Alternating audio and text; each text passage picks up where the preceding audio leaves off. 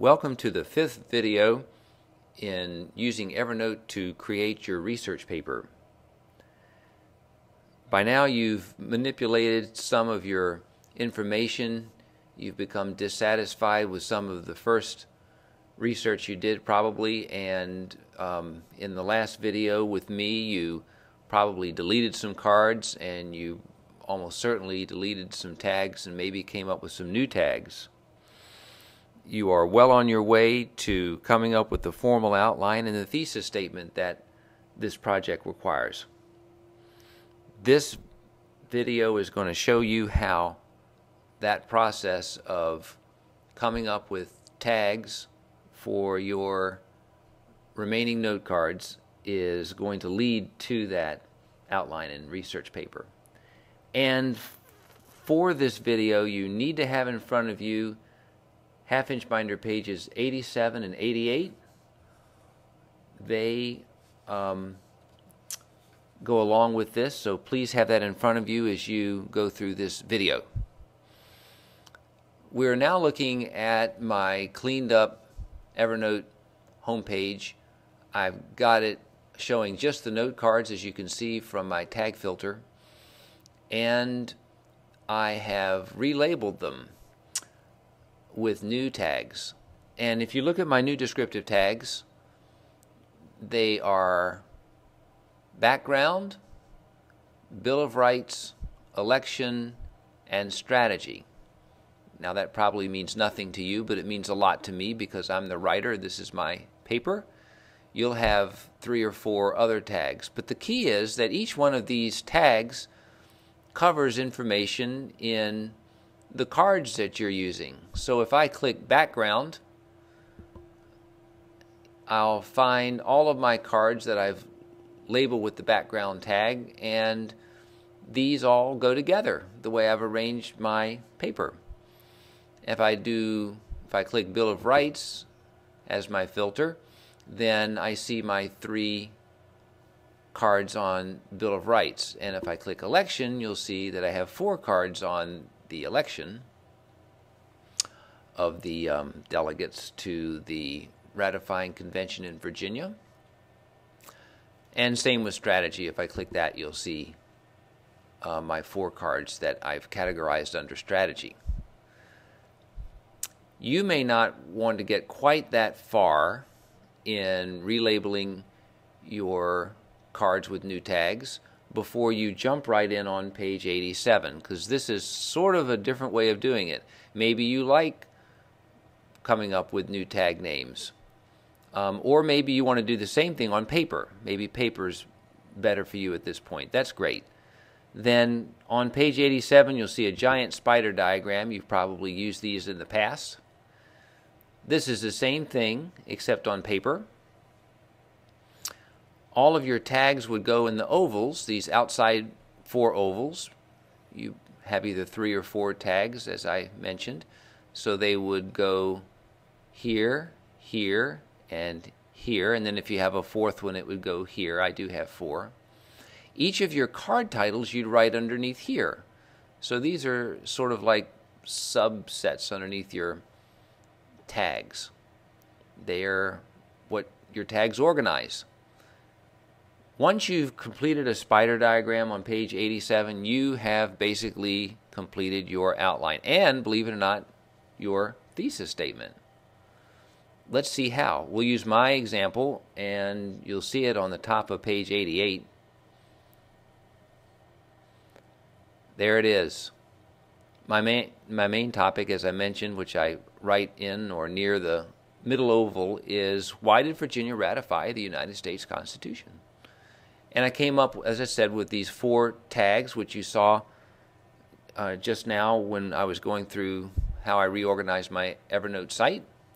And here they all are again, except this time they're in these outside ovals. Background, election of delegates, which I've shortened to election, the Federalist strategy at the ratifying convention, and then the Bill of Rights compromise. And then underneath each one of these, you see I have the titles that I gave my note cards. right down here, and they become sort of subsets. That's how you fill out your spider diagram. I don't know, and I don't really care how far you go in reorganizing your note cards before you start using your spider diagram. You might want to go all the way, or you might want to jump right into this paper, whatever is easiest for you, whatever makes more sense. But the point is, once you have a spider diagram, look what happens. On the left side of page 88, I have the formal outline. It's a little thin because I've shrunk the margins to make room for it. But you see how my outside ovals, my tags from Evernote, have become my Roman numerals in my formal outline. Background goes to Roman numeral 2, introduction's Roman numeral 1, but background goes to Roman numeral 2, election goes to Roman numeral 3, and so on. And then my note card titles beneath my tags in my spider diagram become the capital letters. And so I've got the entire outline here for my spider diagram, and that's as far as you need to go, by the way, 2 layers. 1 Roman numerals and 2 the capital letters.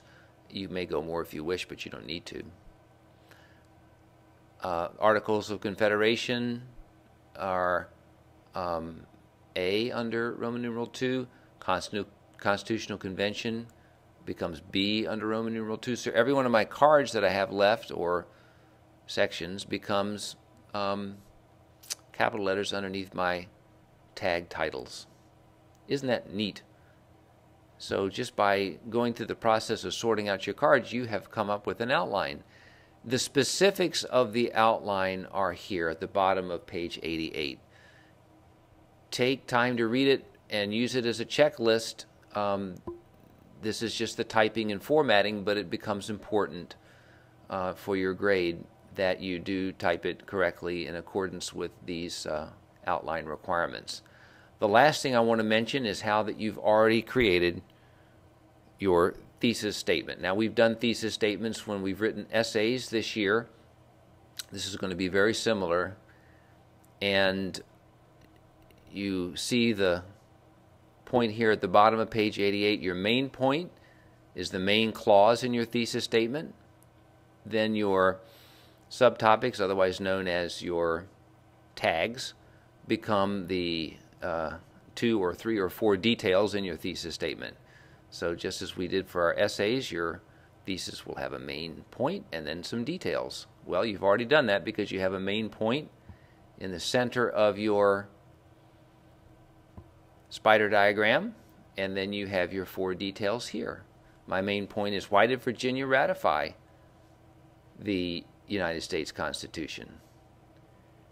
Now, you can recognize all 5 of these ovals here in my thesis statement, which is, despite Virginia's anti-federalist public, Virginia ratified the United States Constitution because of the election of popular federal delegates, the strategy of Federalist leaders, and the compromise on a Bill of Rights.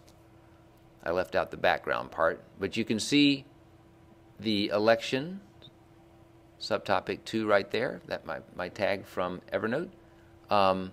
The strategy of Federalist leaders, that refers to subtopic 3, and then the compromise on a Bill of Rights is subtopic 4.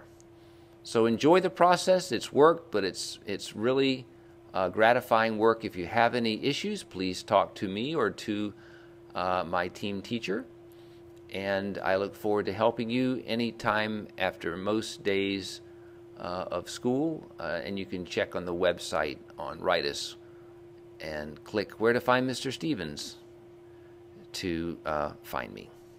Thank you.